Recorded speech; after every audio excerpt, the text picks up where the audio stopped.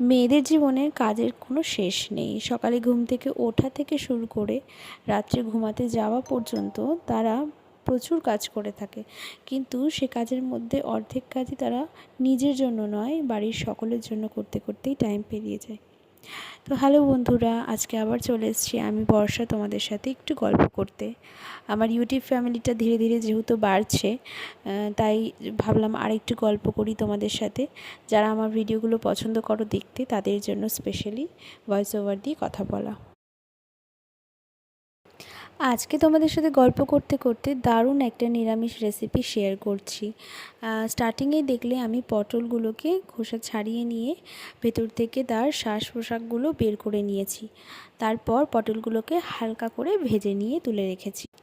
বের করে রাখা শাঁসগুলোকে মিক্সারে দিয়ে ভালো করে ব্লেন্ড করে নিলাম। তারপরে কড়াইতে একটুখানি তেল দিয়ে সেটাকে দিয়ে দিলাম। একটু নাড়াচাড়া করে তাতে কিছু সামান্য মশলা অ্যাড করলাম, যেমন হলুদ গুঁড়ো, লাল লঙ্কার গুঁড়ো ইত্যাদি। তারপরে বাড়িতে তৈরি করে রাখা ছানা এবং কিছু নারকেল গ্রেট করে রেখেছিলাম, সেটাকে দিয়ে ভালো করে নাড়াচাড়া করতে হবে যতক্ষণ না তেল ছেড়ে আসে। তেল ছেড়ে আসলেই একটু টাইট হয়ে গেলেই সেটাকে নামিয়ে ঠান্ডা হতে রেখে দেব। অন্যদিকে আরেকটা পেস্ট রেডি করে নিচ্ছি, যেখানে কাজু, পোস্ত এবং মগজ দিয়েছি। এটা গ্রেভির জন্য ইউজ করব।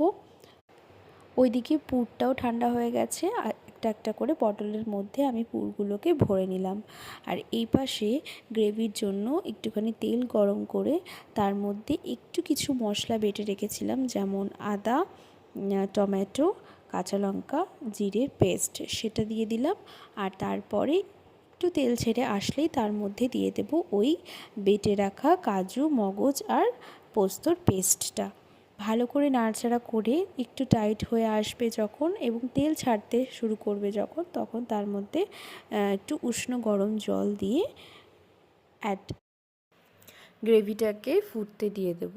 তারপরে আস্তে আস্তে পুর ভরা পটলগুলোকে ওই গ্রেভির মধ্যে ছেড়ে দেব। কিছুক্ষণ ঢাকা দিয়ে রাখবো। ফুটে উঠলেই তারপরে ওটাকে একটু গরম মশলা দিয়ে নামিয়ে নিতে হবে। ব্যাস তৈরি হয়ে গেল পটলের দরমা।